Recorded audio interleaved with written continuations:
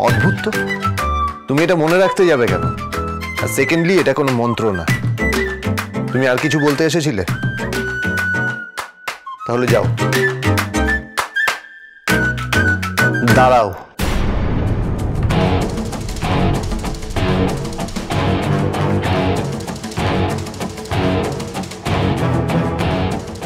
গ্রামে থেকেও তুমি লেখাপড়া কেন শিখলে না? লেখাপড়া? এই কথা কেন শহুরে বাবু? বলছি কারণ তার যথেষ্ট কারণ আছে।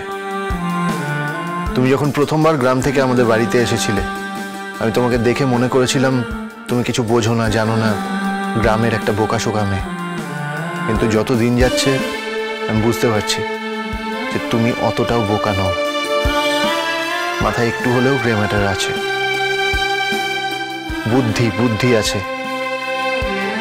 তাই আমার মনে হয় তুমি যদি পড়াশুনো করতে তাহলে নিজের পায়ে দাঁড়াতে পারতে, অনেক কিছু করতে পারতে, আরো ভালো থাকতে পারতে। তাহলে পড়াশুনো কেন করোনি? হাসছো কেন? আমি কি হাসির কথা বলছি? লেখাপড়া কে শেখাবে আমাকে? কে শেখাবে সেটা বড় কথা নয়, শেখার ইচ্ছেটাই মেন। হ্যাঁ হ্যাঁ, শিখবো। আমার খুব ইচ্ছে করে লেখাপড়া করতে। রিভু যখন পড়াশোনা করে আমারও খুব ইচ্ছে করে ওর সাথে পড়তে। কিন্তু আমার না আছে বই, না আছে খাতা, আর এখন তো কোনো স্কুল আমাকে নেবে না। তুমি স্কুলে যেতে চাও? হ্যাঁ, ছোটবেলায় যেতে চেয়েছিলাম, কিন্তু মামি আমাকে বলেছিল পড়াশোনা নষ্ট করে কাজ নেই। আচ্ছা হাজবেন্ড, বোনও খুব ভালো ছিল লেখাপড়ায়, ফটো ফটো করে ইংরেজি বলতো।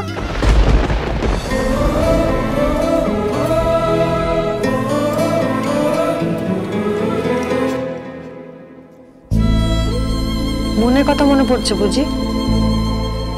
আমি তো ছবি ছাড়া। আচ্ছা ঠিক আছে, বই খাতা এনে দেওয়া যাবে। সত্যি বলছেন? কখন এনে দেবেন? এনে দেবো যখন বলেছি নিশ্চয়ই এনে দেবো। এই বিয়ের ঝামেলাটা মিটুক, তারপর। আচ্ছা আচ্ছা, আপনি যখন আনবেন আমি রিবুর কাছ থেকে একটা বইটা নিয়ে আসি।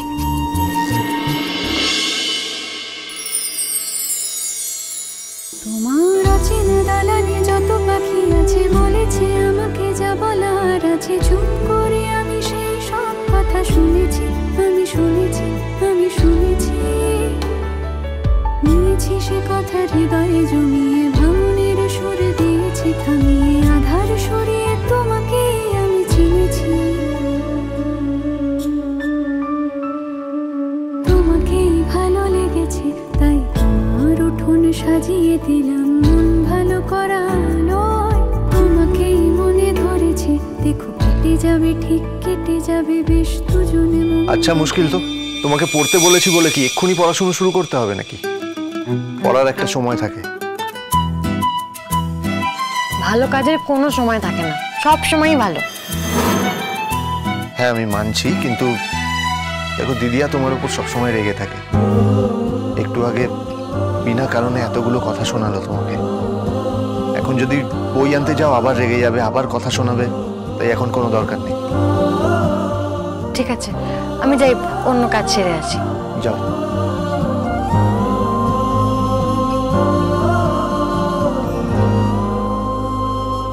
আবার কি হলো? মানে আমি বিনা কারণে কথা শুনেছি বলে আপনার খারাপ লেগেছে তাই না?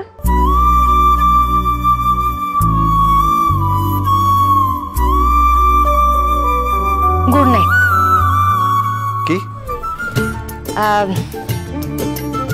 Good night.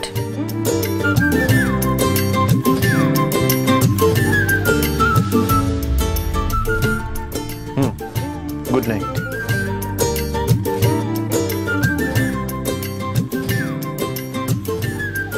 পার্বতী ঠিকই বলে, গ্রামের মেয়ে হলেও ও গাইয়া ভূত নয়।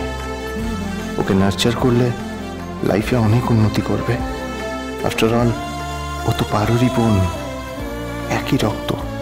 পার্বতীকে লাইফে এস্টাবলিশ করিয়ে দিলে আমার ছুটি, তারপর আমি অনেক দূরে চলে যাব। পারো, তুই তো আর আমার কাছে আসিসও না। এই বাড়িতে, এই শহরে আমার যে আর থাকতে ভালো লাগে না রে। মা, মাসিমণি, তুমি এত রাতে এখানে এসেছো কেন? আমাদের খোঁজ নিতে? না না, এটা তো আমারই ঘর, আমি আর বলতে থাকি, তাই না? আর তুমিও আজকে আমাদের সাথে এখানেই থাকবে দিদি, তারপর তোমার বরের ঘরে। তুমি তোমার ঘরে থাকো না? কি করে থাকবো বলো? শহুরে বাবু তো আমাকে এখনো মেনে নিতেই পারেনি, কিন্তু আমিও চেষ্টা করছি শহুরে বাবুর মন জেতার। আমিও তোমাকে সাহায্য করব পার্বতী। আমিও করব।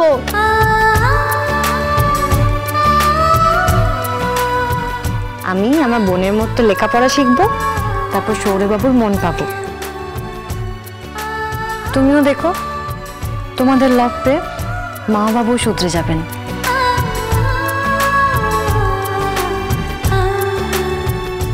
আসলে কেন? জোর করে বিয়ে দিলে কি আর ভালোবাসা পাওয়া যায়?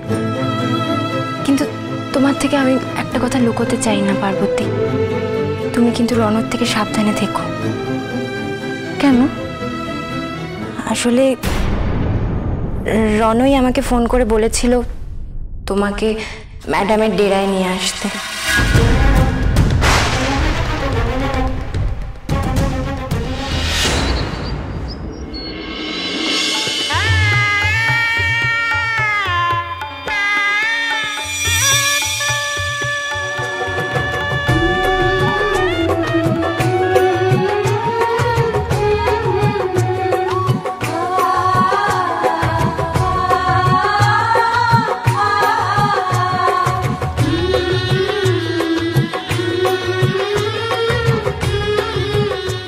ওই গাইয়া মেয়েটা এট লাস্ট ওই মেয়েটাকে আপনার ছেলের গলায় ঝুলিয়েই ছাড়লো।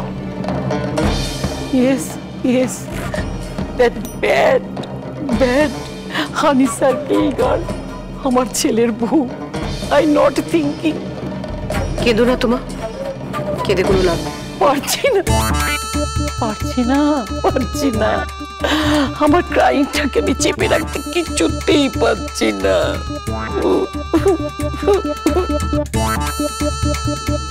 মা, তুমি গাছ ছড়াটা বেঁধে দাও।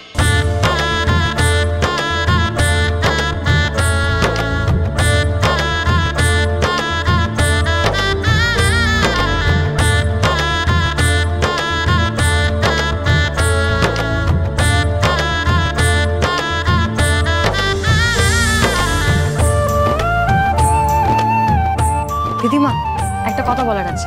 What কথা? বলছি আপনাকে একটু সরে যেতে হবে এখান থেকে।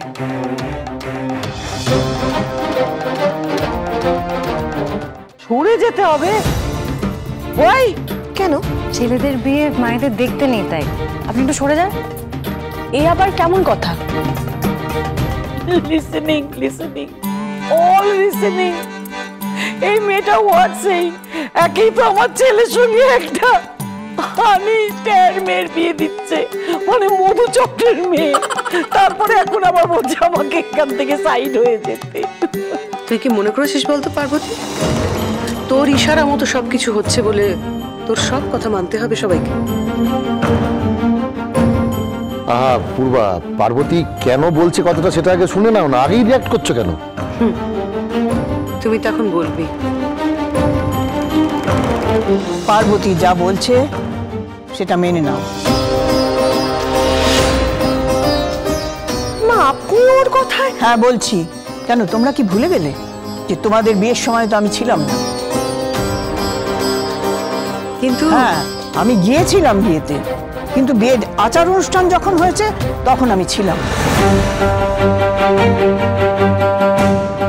হ্যাঁ, এটা তো বলাই হয় যে ছেলের বিয়ের সময় ছেলের মা থাকলে অমঙ্গল হয় ছেলে। তাই রেবা, তোমায় বলছি যে তুমি বিয়ের আচার অনুষ্ঠানের সময়টা থেকো না।